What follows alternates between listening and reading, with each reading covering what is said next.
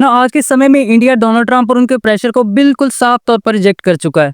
Last week Donald Trump ने अपने tweet और प्रेस कॉन्फ्रेंस में इंडिया को ये धमकी दी थी कि अगर इंडियंस जो हैं वो रशियन ऑयल खरीदना जारी रखते हैं तो उन्हें 25% टैरिफ प्लस पेनल्टीज का सामना करना पड़ सकता है। अब डोनाल्ड ट्रंप की ये जो धमकी थी यूएस की उस पॉलिसी का हिस्सा है जिसमें उन्होंने रशिया को 8 अगस्त तक का अल्टीमेटम दिया है कि अगर 8 अगस्त तक यूक्रेन वॉर खत्म नहीं होती और रशिया जो है वो यूएस और यूक्रेन की टर्म्स पर एक पीस एग्रीमेंट साइन नहीं करता है तो रशिया के ट्रेड पार्टनर्स को सैंक्शन किया जाएगा।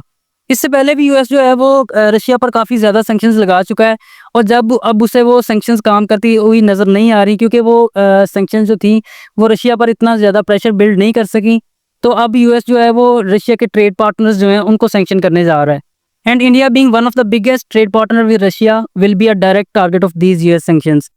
इससे पहले भी यूएस जो है वो इंडिया की 7 मेजर ऑयल कंपनीज को ईरान से तेल इंपोर्ट करने की वजह से सैंक्शन कर चुका है एंड वंस अगेन अगर 8 अगस्त तक ये जो एग्रीमेंट है piece agreement between Russia and Ukraine ये साइन नहीं किया जाता है तो इंडिया एक दफ़ा फिर से यूएस सैंक्शंस का टारगेट बनने जा रहा है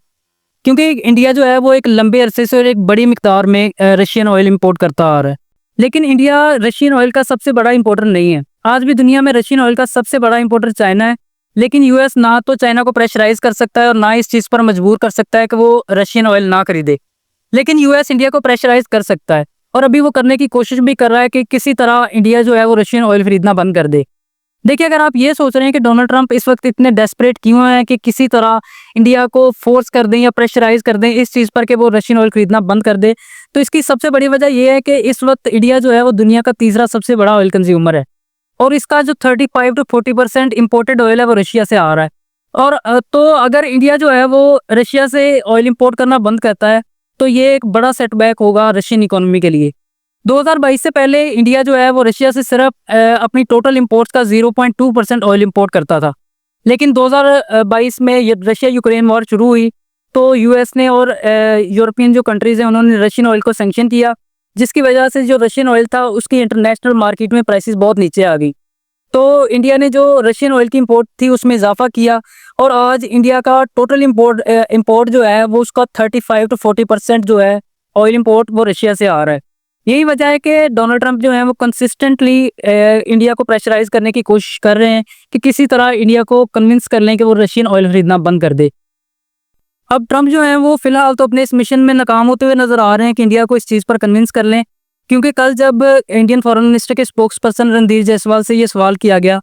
कि क्या इंडिया रशियन ऑयल जो है उसको इम्पोर्ट करना जारी रखेगा, तो उन्होंने ये जवाब दिया कि इंडिया जो अपने एनर्जी नीड्स के फैसले हैं उन्हें इंटरनेशनल मार्केट और ग्लोबल हालात को मद्देनजर रखते हुए करेगा, ना कि किसी तीसरे मुल्क के प्रेशर में आकर।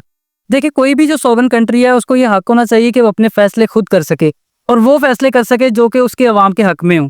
लेकिन ट्रंप महाराज जो हैं वो आजकल ये चाह रहे हैं कि कोई भी मुल्क है वो फैसले करे जो कि अमेरिका के हक में है।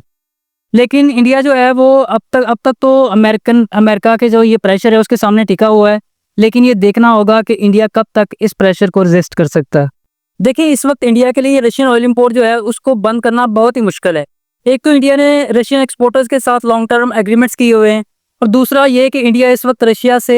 $60 पर बैरल पर जो ऑयल है वो खरीद रहा है और अगर इंडिया इसे रिजेक्ट करके इंटरनेशनल मार्केट में जाता है तो उसे $75 पर बैरल पर ऑयल खरीदना होगा, जो कि इंडिया जैसी एक डेवलपिंग इकोनॉमी के लिए बिल्कुल भी आसान नहीं होने वाला। दूसरा, अगर हम एक मोमेंट के लिए मान भी लें कि इंडिया ने यूएस के प्रेशर में आकर रशियन ऑयल जो है खरीदना बंद भी कर दे, तो इसके जो इम्पैक्ट्स होंगे वो फिर सिर्फ इंडिया के लिए नहीं होंगे, इसके फिर ग्लोबल इफेक्ट्स होंगे, क्योंकि रशिया इस वक्त दुनिया में सबसे बड़ा ऑयल प्रोड्यूसर है और अगर उसी का ऑयल मार्केट से आउट होता है तो इंटरनेशनल मार्केट में ऑयल की जो प्राइसेस हैं वो बहुत ज़्यादा हाई हो जाएंगी और इस चीज़ के इफेक्ट जो होगा वो डेवलपिंग इकोनॉमीज जैसे इंडिया और पाकिस्तान, बांग्लादेश है, इनकी इकोनॉमीज पर बहुत ज़्यादा सवेर इफेक्ट आएंगे और ये चीज़ एक ग्लोबल क्राइसिस में तब्दील हो सकती है। रिगार्डलेस, आने वाले कुछ दिनों में इंडिया को बहुत ही अहम फैसले करने हैं। या तो उसे रशिया को चुनना है जो कि हर मोड़ पर इंडिया के लिए डिप्लोमेटिक और मिलिट्री सपोर्ट जो है वो देता रहा है,